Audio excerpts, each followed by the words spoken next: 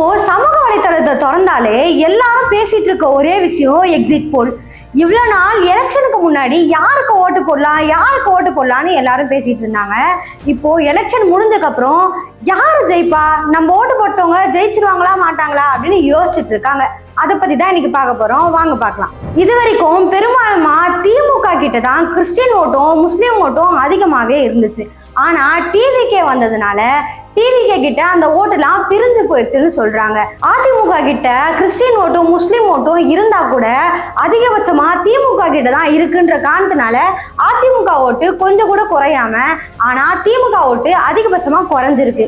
இதுல இன்னொரு விஷயம் என்னன்னா, இவ்வளவு வருஷமா இளைஞர்கள் ஓட்ட சீமான் தக்க வச்சிட்டு இருந்தாரு. ஆனா விஜய் வந்ததுனாலேயே இளைஞர்களோட ஓட்டு மொத்தமா டிவிகேக்கு போனதுனால சீமானோட ஓட்டு பெரும்பாலுமா குறைஞ்சிச்சுன்னு தான் பல்வேறு தரப்புல இருந்து சொல்றாங்க. இளைஞர்களோட ஓட்டாலையும் சிறுபான்மையினரோட ஓட்டாலையும் 4வது இடத்துக்கு தள்ளப்பட்டுச்சு நாம் தமிழர். 3வது இடத்துல திமுகவும் 2வது இடத்துல தாவேகாவும் முதல் இடத்துல அதிமுக இடம்பெறாங்கன்னு சொல்லப்படுது. புதுசா வந்த டிவிகேக்கு என்ன சோதனையாவே இருந்துச்சுன்னு பாத்தீங்கன்னா, அமெரிக்கா அந்த மாதிரி வேற நாட்டுல இருந்து இங்க ஓட்டு போடுறதுக்காக வந்தவங்க எல்லாருக்குமே ஓட்டுரிமை இல்லை அப்படின்ற மாதிரி சொல்லிட்டாங்க.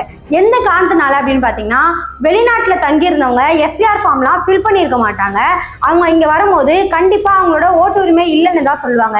ஏன்னா எஸ்ஆர் ஃபார்ம் படிதான் இங்க எல்லாருக்குமே ஓட்டு இருக்கா இல்லை அப்படின்றத டிசிஷனே எடுக்கப்பட்டுச்சு. இந்த ஒரு காரணத்தினால தான் டிவிகேக்கு அவங்க ஓட்டு போடலான்னு கிளம்பி வந்திருந்தாலும் அவங்களால ஓட்டு போட முடியாமலே போயிடுச்சு. இதுல இன்னொரு சைடு என்னன்னா, பஸ் வசதி சரியா விடாததுனால பாதி பேர் ஊர்ல இருந்து கிளம்பி ஓட்டு போட முடியாம அவங்க ஊருக்கே ரிட்டர்ன்லாம் போயிட்டாங்க.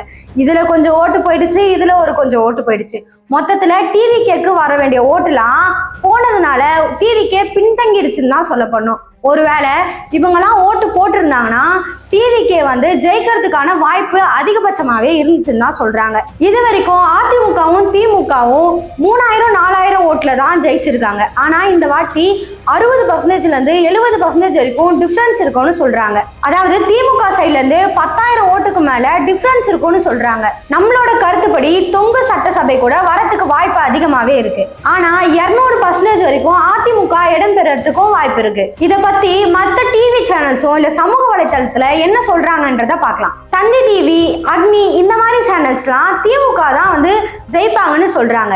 நியூஸ் இந்தியா தாவேகா ஜெயிப்பாங்கன்னு சொல்றாங்க. டைம்ஸ் நவ் அதிமுக தான் ஜெயிப்பாங்கன்னு சொல்றாங்க. இதுக்கு முன்னாடி நடந்த எலெக்ஷன்ல டைம்ஸ் நவ் சொன்ன திமுக தான் ஜெயிச்சிருக்காங்க. அதனால டைம்ஸ் நவ் சொன்ன அதிமுக இந்த வாட்டி ஜெயிக்கிறதுக்கு வாய்ப்பு அதிகமா இருக்கு அப்படின்னு சொல்லி மக்கள் மத்தியில பேசப்படுது. மொத்தத்துல ஒரு சேனலும் ஒரு கட்சிகளை இவங்க தான் முன்னாடி வருவாங்க, இவங்க தான் சிஎம்மா வருவாங்க அப்படின்றத சொல்றாங்க. யார் ஆட்சிக்கு வந்தா என்ன, மக்களுக்கு நல்லது செஞ்சா போதும், மக்களும் அதை தான் எதிர்பார்க்கறாங்க. உங்களை பொறுத்த வரைக்கும் யார் ஆட்சியை பிடிப்பா அப்படின்ற விஷயத்த மறக்காம கமெண்ட்ஸ்ல சொல்லிட்டு போங்க. இதே மாதிரி நிறைய தகவலை தெரிஞ்சுக்க சிகப்பு நாடா சேனலை சப்ஸ்கிரைப் பண்ணி வச்சுக்கோங்க.